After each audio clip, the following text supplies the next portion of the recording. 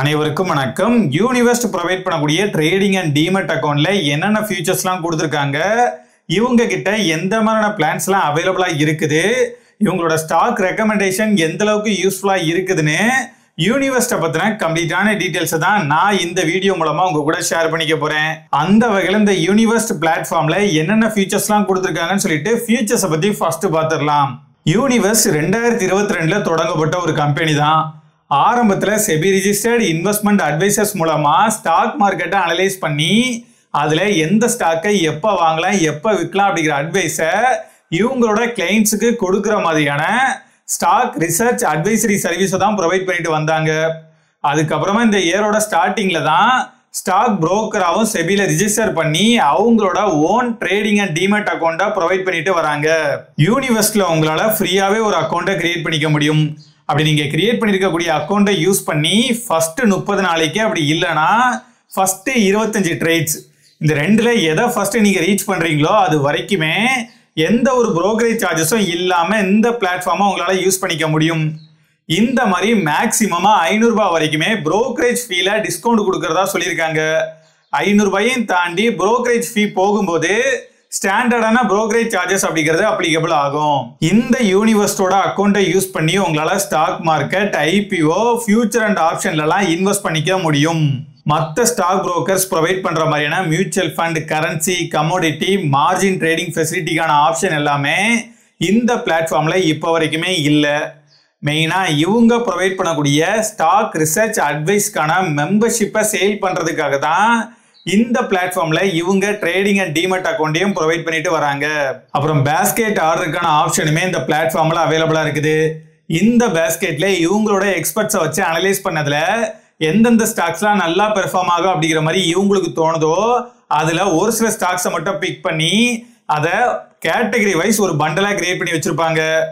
உங்களோட பட்ஜெட்டை பொறுத்து உங்களுக்கு ஏத்த மாதிரி இருக்கக்கூடிய பேஸ்கெட்ல நீங்க இன்வெஸ்ட் பண்ணிக்க முடியும். இந்த மாதிரியான பேஸ்கெட்டை நீங்களுமே கிரியேட் பண்ணி சிங்கிள் கிளிக்லயே மல்டிபிள் ஆர்டரை பிளேஸ் பண்ண வைக்கவும் முடியும். சப்போஸ் உங்ககிட்ட காசே இல்லாம இருக்கீங்க, ஆனா அந்த டைம்ல நீங்க ஏதாச்சும் ஒரு ட்ரேடர் இன்வெஸ்ட்மெண்ட் பண்ணணும் அப்படின்னு நினைச்சீங்கன்னா உங்ககிட்ட ஆல்ரெடி இருக்கக்கூடிய ஷேர்ஸை அடமானமா வச்சோம் நீங்க ட்ரேடர் இன்வெஸ்ட்மெண்ட் பண்ணிக்க முடியும்.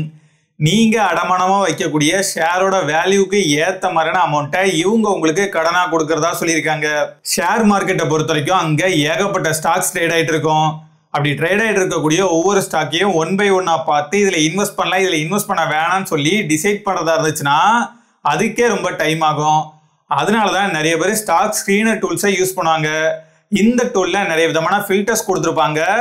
அந்த ஃபில்டர்ஸை நமக்கு வேணுங்கிற மாதிரி அப்ளை பண்றது மூலமா அதுக்கு மேட்ச் ஆகிற மாதிரி இருக்கக்கூடிய ஸ்டாக்ஸை மட்டும் நம்மளால தனியா பிரிச்சு பார்த்துக்க முடியும். இதுக்கான ஆப்ஷனையும் இந்த பிளாட்ஃபார்ம்ல கொடுத்துருக்காங்க. ஒரு சில ஸ்கிரீனர்ஸை ஃப்ரீயாவும், ஒரு சில ஸ்கிரீனர்ஸ்க்கு நம்ம மெம்பர்ஷிப் பே பண்ணி யூஸ் பண்ற மாதிரியும் இருக்கும். இது எல்லாமே தான் இந்த பிளாட்ஃபார்ம்ல இருக்கக்கூடிய ஃபியூச்சர்ஸ். இந்த ஃபியூச்சர்ஸ்க்காகலாம் இவங்க எந்த மாதிரியான சார்ஜஸ்லாம் கலெக்ட் பண்றாங்க அப்படிங்கிறத இப்ப பார்க்கலாம். யூனிவர்ஸ்ல நீங்க ஒரு அக்கௌண்ட்டை ஃப்ரீயாவே கிரியேட் பண்ணிக்க முடியும். சப்போஸ் நீங்க ஒரு பேசிக் சர்வீஸ் டீமட் அக்கௌண்ட் யூஸரா இருந்தீங்கன்னா 10 லட்சத்துக்கும் கம்மியான வேல்யூல இருக்கக்கூடிய அசட்டை தான் உங்களோட போர்ட்ஃபோலியோல ஹோல்ட் பண்ணும்போது அப்ப எந்த விதமான அக்கௌண்ட் மெயின்டெனன்ஸ் ஃபீயுமே சார்ஜ் பண்ண மாட்டாங்க. மற்றபடி 35 ரூபாயை சார்ஜ் பண்றதா சொல்லியிருக்காங்க. அக்கௌண்ட்டை ஃப்ரீயாவே கொடுத்தாலும் அந்த அக்கௌண்ட்டை வச்சு எந்த ஸ்டாக்கை எப்போ வாங்கலாம் எப்போ விற்கலாம் அப்படிங்கிற அட்வைசரி சர்வீஸை இவங்க ஃப்ரீயா கொடுக்கறது இல்லை. 7 நாள் ட்ரையலுக்கு 1 ரூபாயை பே பண்ணி ஆக்டிவேட் பண்றது மூலமா இவங்க உங்களுக்கு ஒரு 3 சிக்னலை அன்லாக் பண்ணி கொடுப்பாங்க. அந்த சிக்னல்ஸோட குவாலிட்டி அண்ட் பெர்ஃபார்மன்ஸ் எந்த அளவுக்கு இருக்கு அப்படிங்கிற எல்லாத்தையுமே பார்த்துட்டு உங்களுக்கு அது பிடிக்கல அப்படின்னா 7 நாளைக்குல நீங்க இந்த ட்ரையலுக்கான ஆட்டோபேயை கேன்சல் பண்ணிடுங்க. சப்போஸ் இவங்க இப்படி ட்ரையலுக்கு கொடுக்கக்கூடிய சிக்னல்ஸ் உங்களுக்கு பிடிச்சிருக்குது, யூஸ்ஃபுல்லா இருக்குதுன்னு நினைச்சு 7 நாளைக்குல ட்ரையலை கேன்சல் பண்ணாம விட்டீங்க அப்படின்னா அதுக்கப்புறமா இவங்க நீங்க சூஸ் பண்ணியிருக்கக்கூடிய பிளானுக்கான அமௌண்ட்டை ஆட்டோமேட்டிக்கா உங்களோட அக்கௌண்ட்ல இருந்து டெபிட் பண்ணிடுவாங்க. இப்போதைக்கு pro lite, pro edge, pro சூப்பர்னு 3 விதமான பிளானை ப்ரொவைட் பண்ணிட்டு வராங்க. 1 மந்த்ல இருந்து 5 இயர்ஸ் வரைக்கும் வேலிடிட்டி இருக்கிற மாதிரியான பிளான்ஸ் எல்லாமே இவங்க கிட்ட அவைலபிளா இருக்குது. லாயல்ட்டி பிளானுக்கு நீங்க 1 டைம் பே பண்ணீங்க அப்படின்னா 5 இயர்ஸ் வேலிடிட்டி கொடுப்பாங்க. ஆனா செகண்ட் இயர்ல இருந்து வருஷத்துக்கு 99 ரூபாயை பே பண்ணி இந்த பிளானை ஆக்டிவேட் பண்ணிட்டே இருக்கணும் அப்படிங்கிறதையும் சொல்லியிருக்காங்க. மினிமம் 800 ரூபாயில ஸ்டார்ட் பண்ணி மேக்சிமமா 17,000 ரூபாய் வரைக்குமே இவங்களோட பிளான்ஸ்க்காக சார்ஜ் பண்றாங்க. உங்களோட பட்ஜெட்டை பொறுத்து நீங்க சூஸ் பண்ணிருக்கக்கூடிய பிளானோட பிரைஸ் அண்ட் ஃபியூச்சர்ஸ் எல்லாமே வேரி ஆகும். இந்த ப்ரோ பிளானுக்கு கண்டிப்பா நீங்க பே பண்ணி இதை ஆக்டிவேட் பண்ணியே ஆகணும் அப்படிங்கிற மாதிரி எந்த ஒரு கட்டாயமும் இல்லை. நீங்க நார்மலா இவங்க கிட்ட ஒரு ட்ரேடிங் அண்ட் டிமெட் அக்கௌண்ட்டை ஓபன் பண்ணிட்டு அந்த அக்கௌண்ட்டை வச்சு உங்களோட நாலேஜை யூஸ் பண்ணி நீங்க ட்ரேடர் இன்வெஸ்ட்மெண்ட் பண்றதா இருந்தாலும் பண்ணலாம்.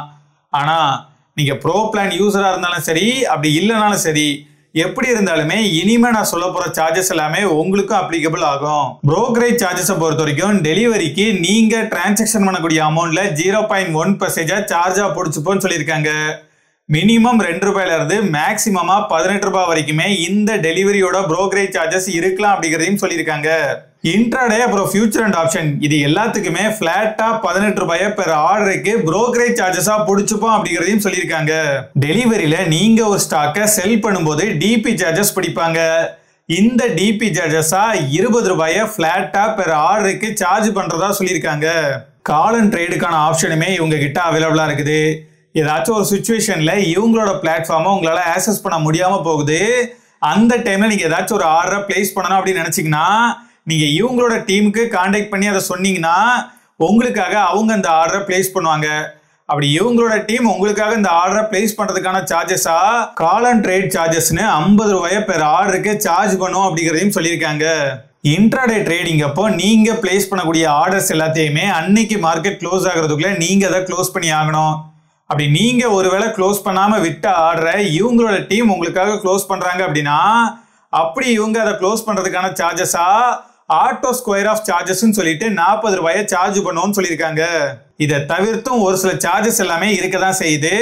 அதை இவங்க சார்ஜ் பண்றது இல்ல, செபி அப்புறம் நம்மளோட கவர்மெண்ட் டாக்ஸ்ன்னு சொல்லி பிடிச்சிட்டு போயிருவாங்க. இந்த ஆப்போட ரிவ்யூஸை நான் பிளே ஸ்டோர்ல படிச்ச வரைக்குமே இவங்க ப்ரொவைட் பண்ணக்கூடிய ஸ்டாக் ரெக்கமெண்டேஷனுக்கான நோட்டிபிகேஷன் ரொம்பவே லேட்டா வருது.